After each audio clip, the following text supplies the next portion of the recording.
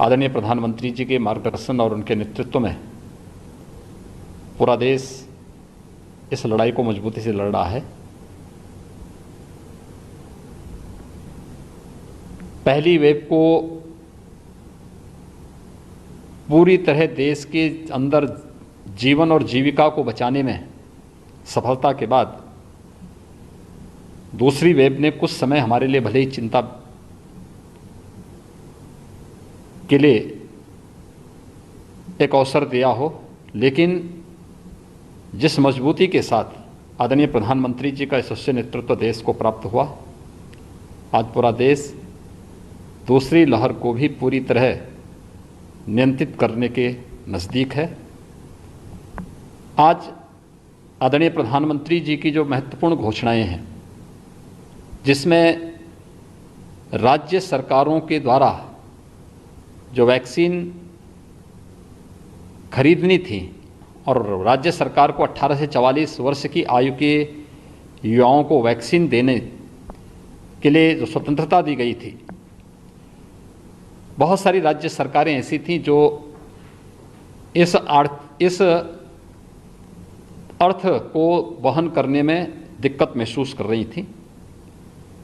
दूसरा, वैक्सीन की उपलब्धता भी एक संकट था। हम सब आभारी हैं आदरणीय प्रधानमंत्री जी के कि उन्होंने आज राज्यों की इस समस्या का समाधान भी किया है और 18 से ऊपर के प्रत्येक नागरिक को मुफ्त में वैक्सीन की घोषणा करके 21 जून से इसे देश के अंदर लागू करने के लिए आज पूरे देश को प्रधानमंत्री जी ने आश्वस्त किया है। इसके साथ ही गरीब कल्याण पैकेज के अंतर्गत मई और जून का खाद्यान्न पूरे देश के अंदर प्रतिमाह 80 करोड़ लोग प्राप्त कर रहे हैं।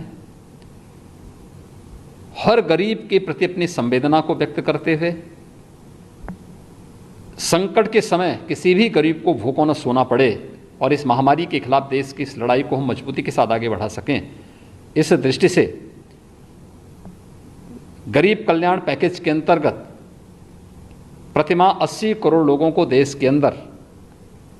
खाद्यान्न उपलब्ध कराने की घोषणा दीपावली तक करने के लिए भी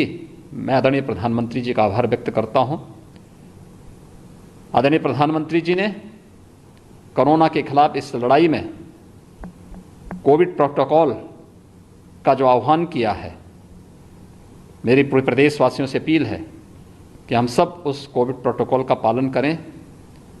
जिसमें 2 गज की दूरी, मास्क है जरूरी का पालन तो अनिवार्य रूप से है ही, लेकिन हम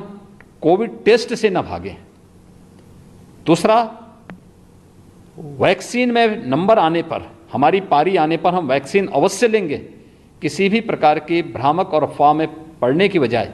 हम वैक्सीन लेकर के सुरक्षा कवच जरूर लें। मैं एक बार फिर से आदरणीय प्रधानमंत्री जी के देश के प्रति उत्कृष्ट नेतृत्व और संवेदनशीलता के लिए हृदय से आभार व्यक्त करता हूं।